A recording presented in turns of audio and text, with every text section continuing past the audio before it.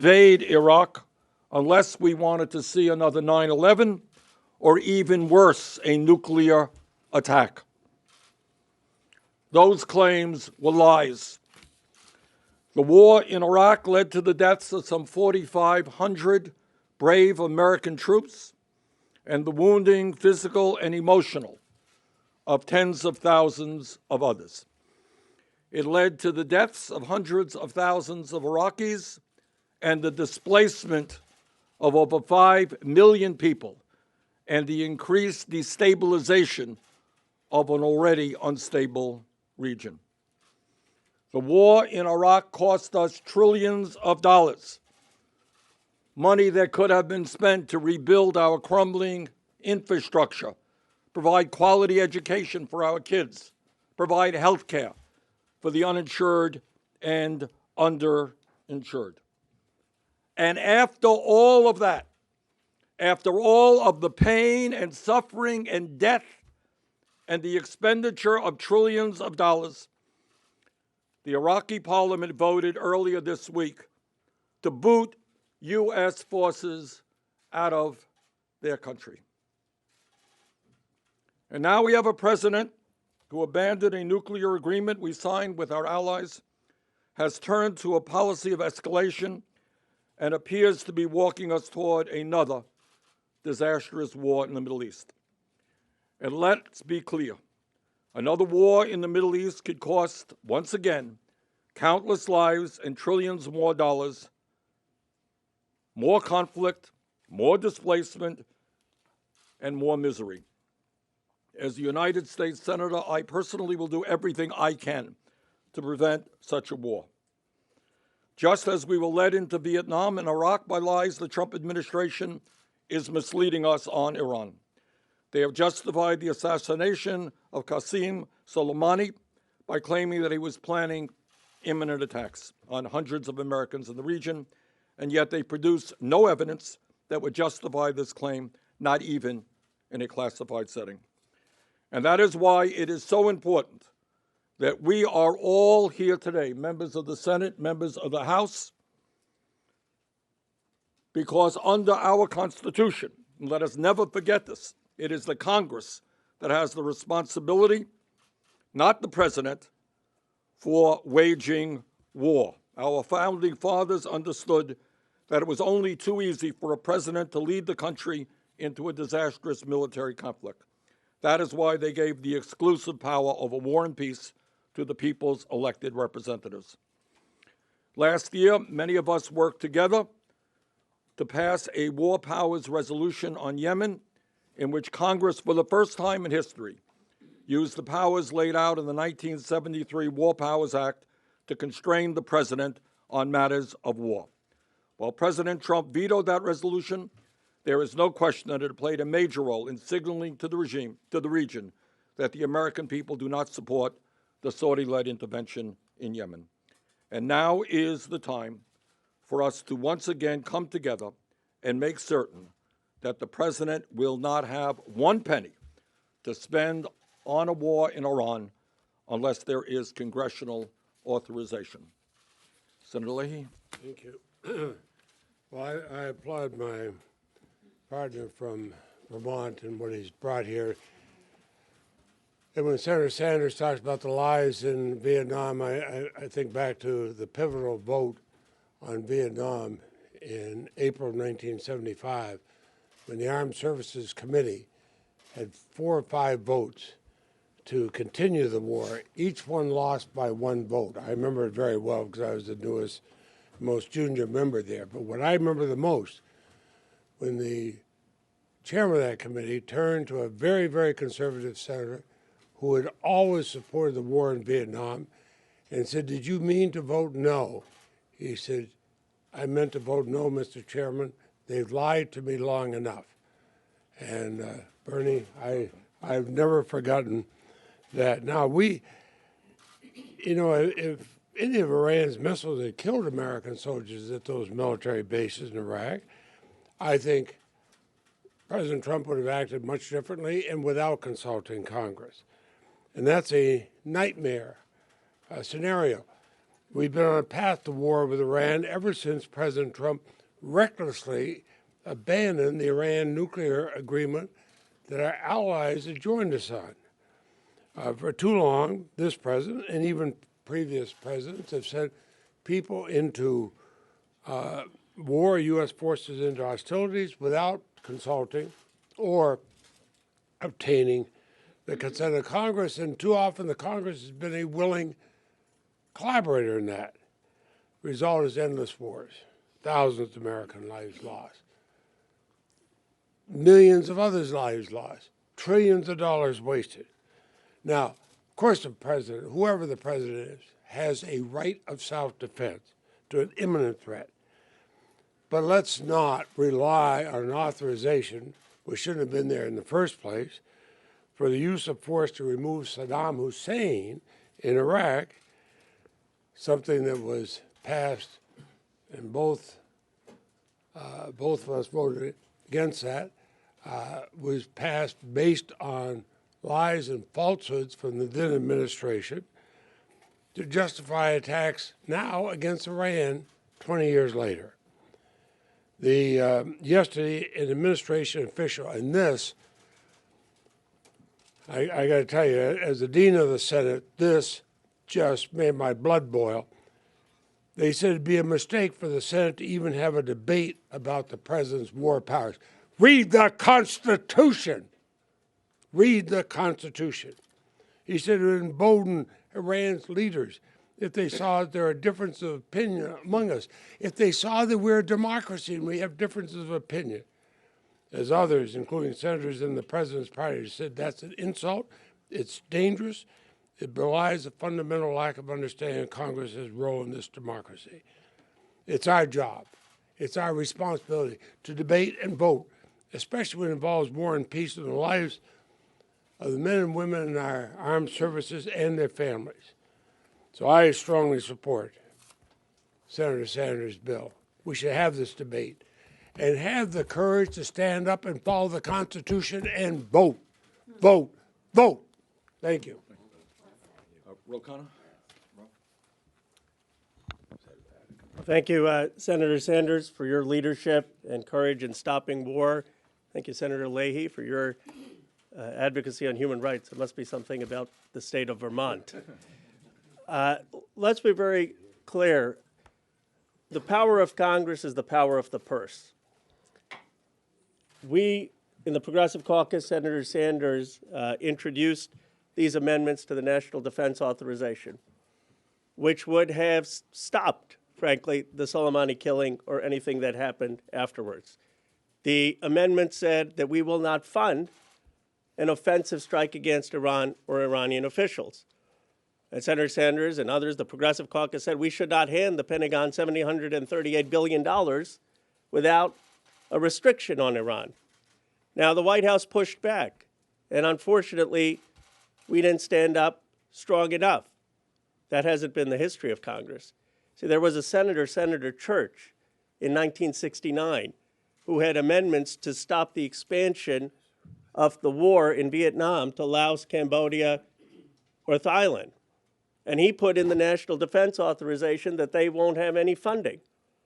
And the Nixon administration pushed back. They tried to get rid of that amendment.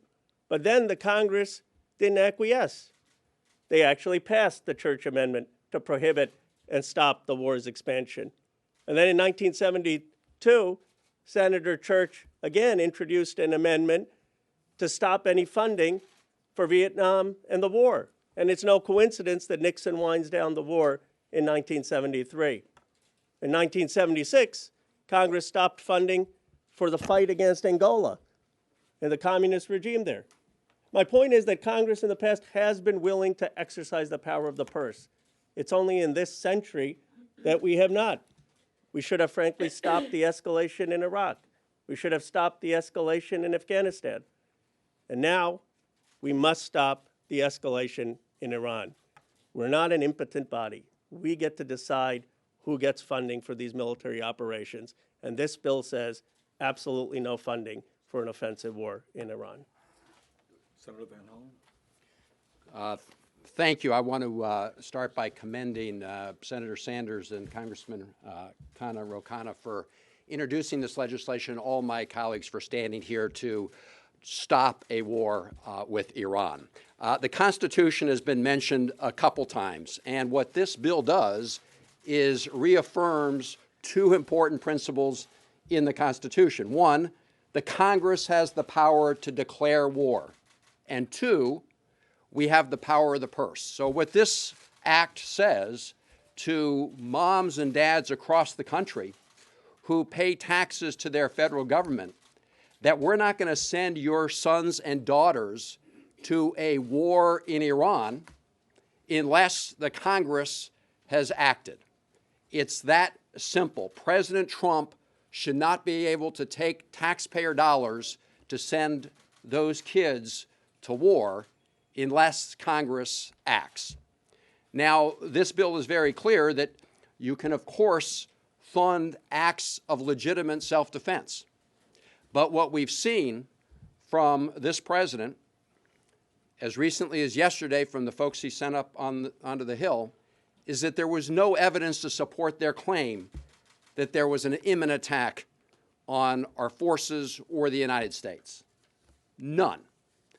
And so what we've seen is a repeat of what we saw in those earlier cases that had been mentioned, both in Vietnam and more recently in the case of Iraq, where people manipulated facts, manipulated intelligence, and manipulated the application of the law to justify unnecessary wars of choice.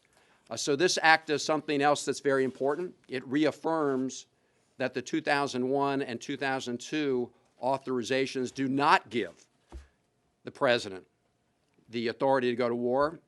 I want to thank Barbara Lee for all her work over many years on that issue, because we've just seen in the last couple of weeks people like Vice President Pence haul out the totally false, totally debunked suggestion that Iran was somehow part of the 9/11 attacks.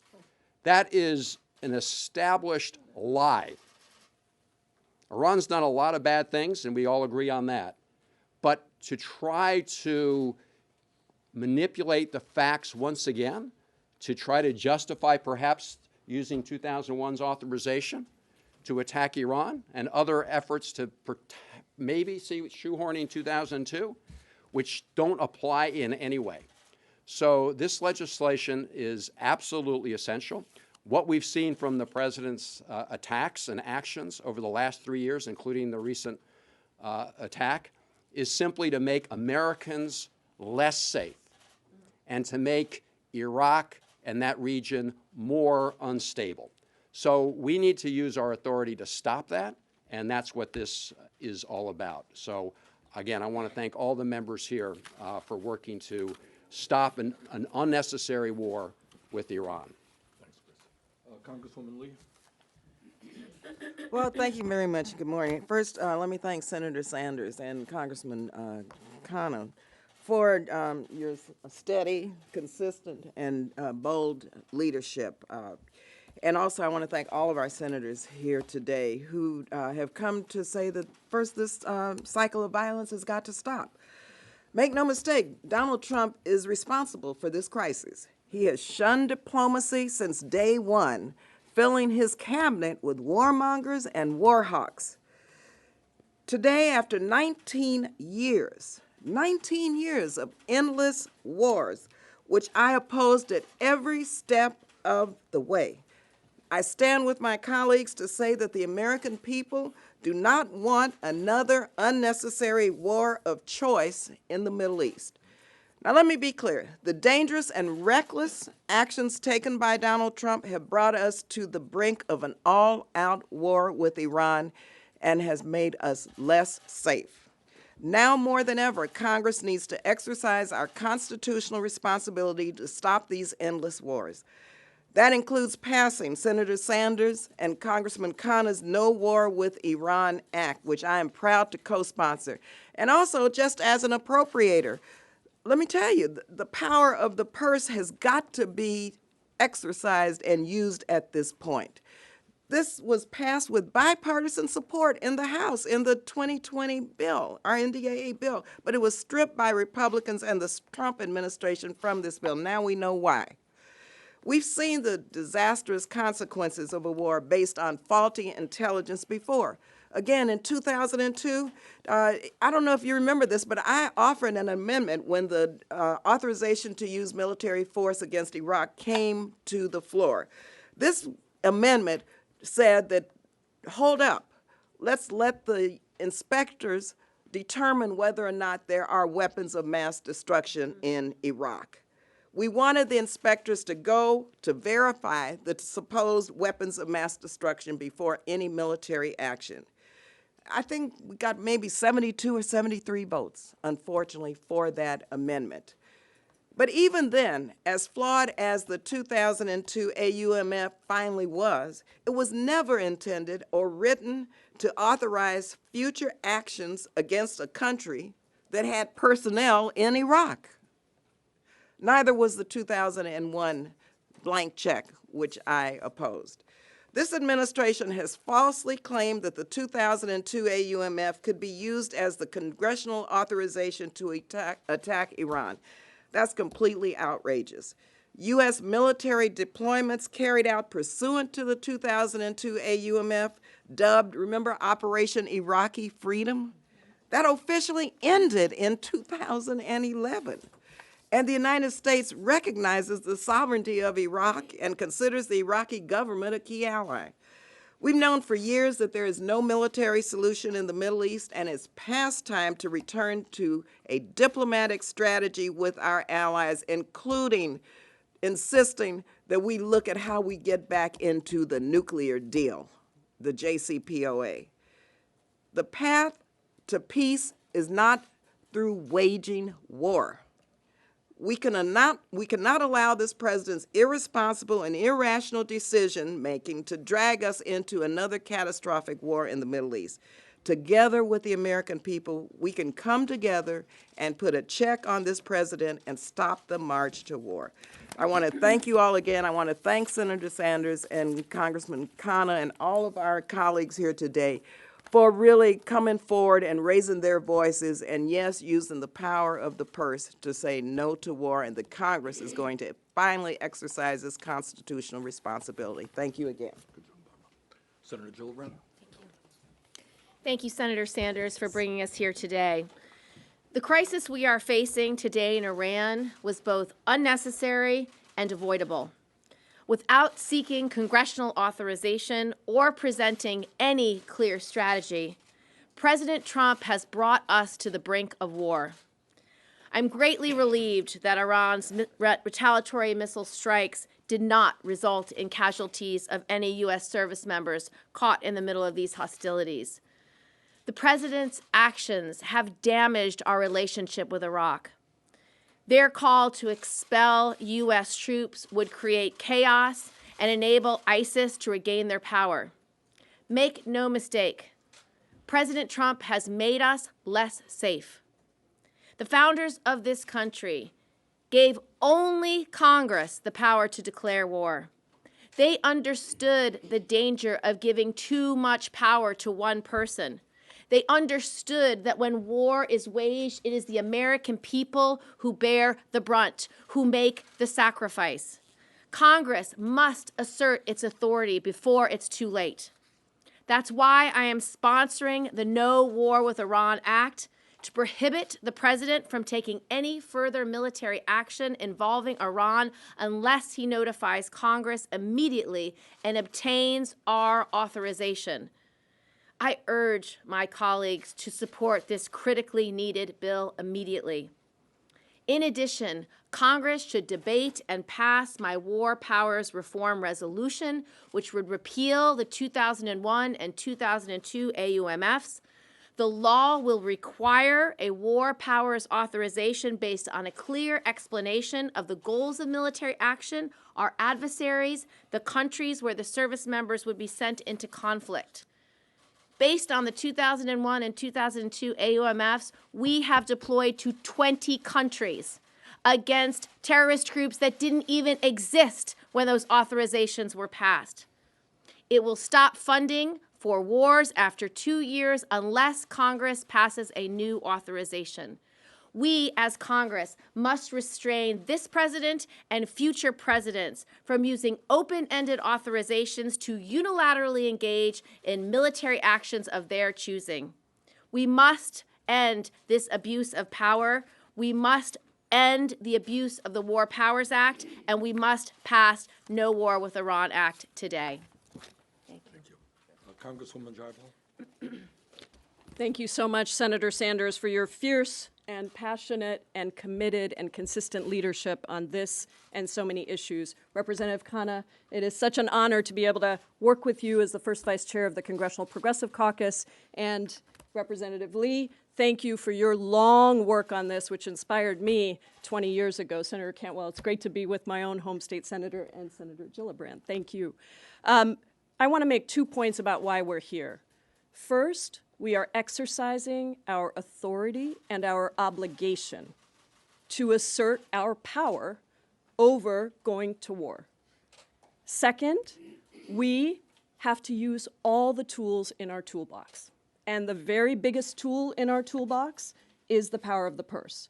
And so that is why the Congressional Progressive Caucus, 100 members strong in the House of Representatives, 40% of the Democratic caucus, has endorsed both Representative Khanna's bill and Representative Lee's repeal of the AUMFs of 2001 and 2002, and we are working very closely with leadership. We hope to bring those to the floor in the next week. We understand several things. Number one, war is devastating. It is devastating. Hundreds of thousands of people lose lives just in the war in Afghanistan and Iraq. That's been true. We know that families are split. We know that countries are destroyed. And we know that it continues, the impact continues for generations to come. What we also know is from our classified briefing yesterday, from all the information you have, there was no actual evidence, no raw intelligence provided to us of any imminent threat. And the result of that means that we are significantly less safe, because had we stayed in the Iran deal, had we not put forward a maximum pressure strategy, had we not assassinated General Soleimani on false claims that somehow the 2002 AUMF covered this, we would be in a safer place. And yet today, we stand on the brink of war, and it is up to us, the United States Congress, to reassert that fundamental authority. Americans do not want endless wars. Americans certainly want us to learn from our mistakes. It is 17 years ago next month that as an organizer, we organized the largest anti-war protest in Seattle. 50,000 people strong at the Seattle Center, and I stood there to speak before the crowd with my predecessor, Congressman Jim McDermott, to say that we could not go to war because we did not know that there were weapons of mass destruction. So let us learn from this. Let us pass this bill, as well as the repeal of the AUMF and a strong war powers resolution, to say that this is Congress's job, and it's time we do it.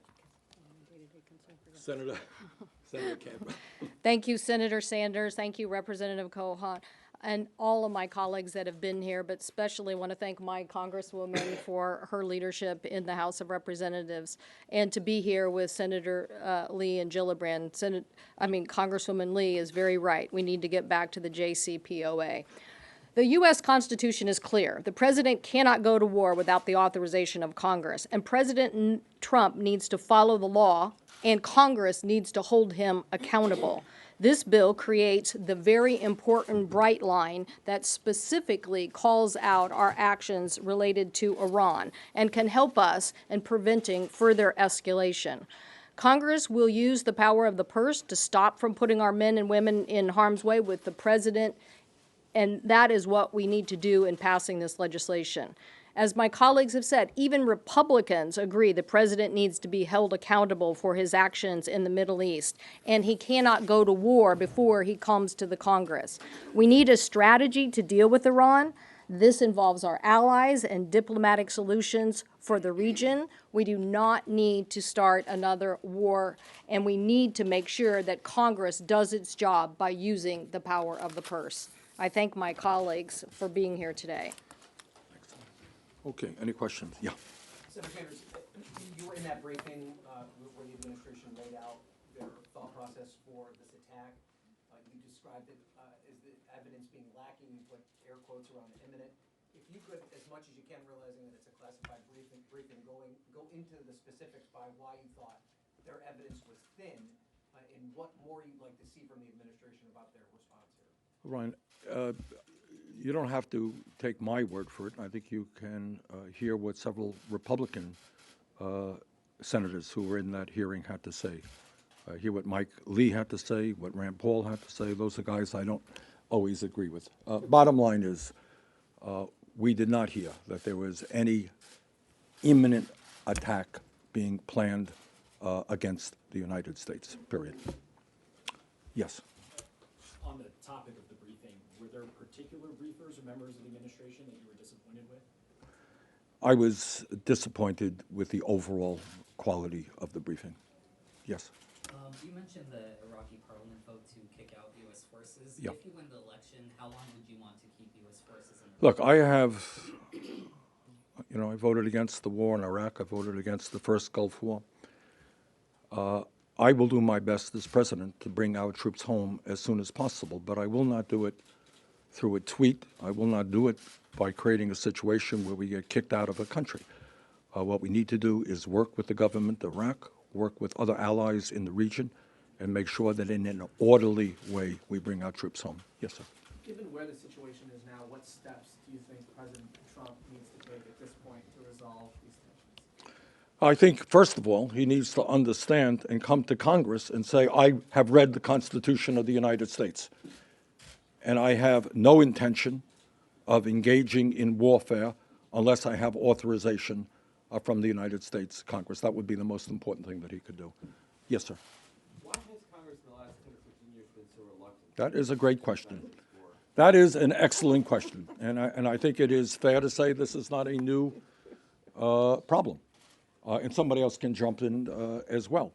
I mean, I think perhaps the answer has been the fear that somebody will be seen as being soft on terrorism, not prepared to defend the troops, or whatever. But the truth is, we have seen under Republican and Democratic administrations, Congress not utilizing its responsibility under the Constitution of the United States. And I am very, very happy, as members here have mentioned, that as a result of the disastrous, horrific, Saudi-led intervention in Yemen, which has cost the lives of tens of thousands of poor people in a desperate country, finally, the House and the Senate did the right thing. Unfortunately, that was vetoed by the president, but we finally used the authorization of the War Powers Act to do the right thing. Okay, yeah. Are any of you going to be calling for the intelligence, any of it to be declassified and then made public, or even just certain parts of it? Well, I think as much information as the American people can receive is certainly justified. Anybody, I've been doing all the talking here, Well, Barbara. I just want to call your attention to one statement that the Pentagon publicly issued right after the assassination and the military strikes. Their statement said that, and this was the final conclusion of their statement, the final paragraph in their statement was that the military action was conducted to prevent and deter, and I'm paraphrasing the statement, I don't have it right in front of me, but to prevent or deter future attacks. Now, as it relates to the imminent threat, I'm still trying to understand what future attacks meant. Did this mean imminent? Did it mean past? Did it mean current? Did it mean future? And so I would hope that the press drills down a little bit with the Pentagon to ask them, because they did not use the term imminent threat in their initial statement right after the attack. And also, just with regard to why Congress has been missing in action in many respects, I think Senator Sanders is absolutely correct in terms of the notion that reining in any president would mean that we are soft on terrorism, which we are not. And I believe that the public has been way ahead of members of Congress, and now the voice of the people are being heard very clearly, very loudly, that they do not want another war. I'm going to have to run and see if I can catch a vote. I don't know. Okay, good. All right, thank you all very much. Great job. Okay. See you. reset the room for an 11:30 news conference with Senator Zarif and others on USMCA. We'll have another news conference almost immediately, so we need to reset the room. Thank you.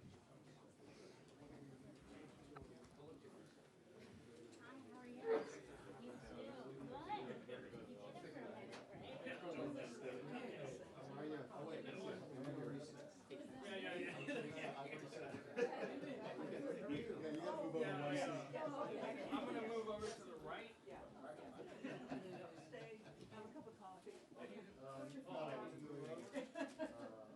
it Pelosi, this and then one right after this? And then we're going to the White House for the, leaving. Talk to us already.